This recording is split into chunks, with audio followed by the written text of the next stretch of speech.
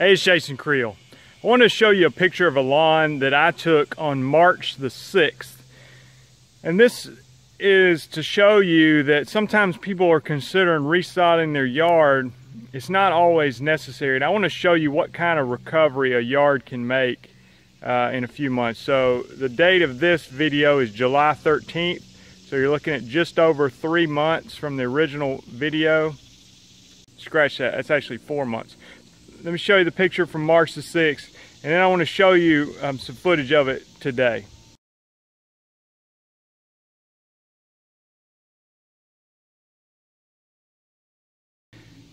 Okay, so you see in the picture there's just very little grass, a lot of bare spots, but when I saw it on March the 6th, what I did see was there was a little bit of Bermuda grass in there. And if you know anything about Bermuda grass, it does spread very quickly. So what I tried to talk to these people about was, you know, you got sunlight in your yard, you've got Bermuda grass, which does spread, and so let's just live with the weeds right now. Don't put a pre-emergent out, because I don't want to hinder the grass from rooting as it spreads.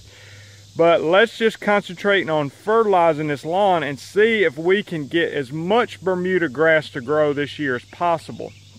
You know, and then we'll take care of the weeds later. But you know, your main goal right now is we've got to get this lawn to fill in. And so they were supportive of that concept. And I'll be honest, I pulled up on this yard today and I almost didn't recognize it. So it's not perfect, okay? There's still some bare spots, but the point is to show you what kind of difference it can make. And I'm going to fertilize it again, and maybe I can, you know, do another show you this video again in 2 more months when I'm back out here to see if the bare spots have continued to fill in.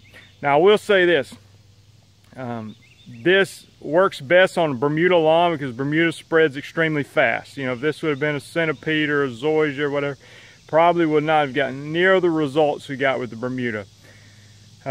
Also, we've had an incredibly good year for growing grass this year here. We have had a lot of rain, and I put out a lot of fertilizer on this yard on the last application, and I'm going to fertilize again today. So by doing those things and just having, you know, good circumstances, I'll show you the lawn, and you know, and then we'll talk about it a little bit more.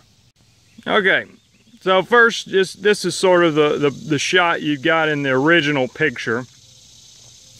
And let me show you the old picture again.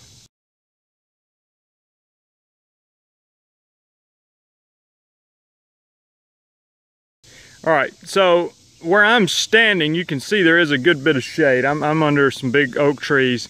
And so actually on this side of the house, they've got some zoysia down that left side that actually looks pretty good because it's more shade tolerant. Zoysia right here.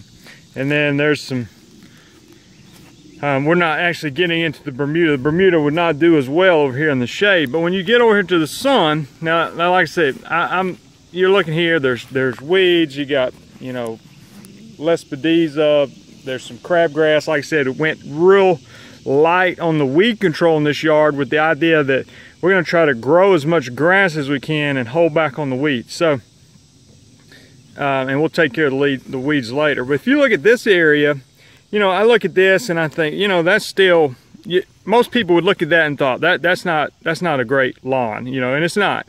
But what I see is there is a lot of Bermuda there, and it's starting to spread. And so I'm going to be real interested to see in 2 more months with rain and water and all this, you know, whether we get the rain or they water the lawn, how much this Bermuda continues to fill in. Because what you'll notice from the original picture, and this may have not done quite as well. You can see this dirt's not great. Maybe not quite as much sun here as over on that side of the lawn. But I would expect that this is going to continue to fill in. So again, the idea is not to show you a perfect lawn. You can see, you know, these were just massive bare areas, but I'm encouraged by the little bit of Bermuda that's still here that's going to continue to spread. But then once you get outside of these areas, you know, you really get into, you know, a very respectable lawn. I'm not saying there's no weeds, and there is some weed, there's some crabgrass popping up, some other things that I'm going to try to work on, but the amount of thick, you know, not super thick, but relatively healthy Bermuda from a person that was considering resodding their yard, had basically given up, you know, in 4 months.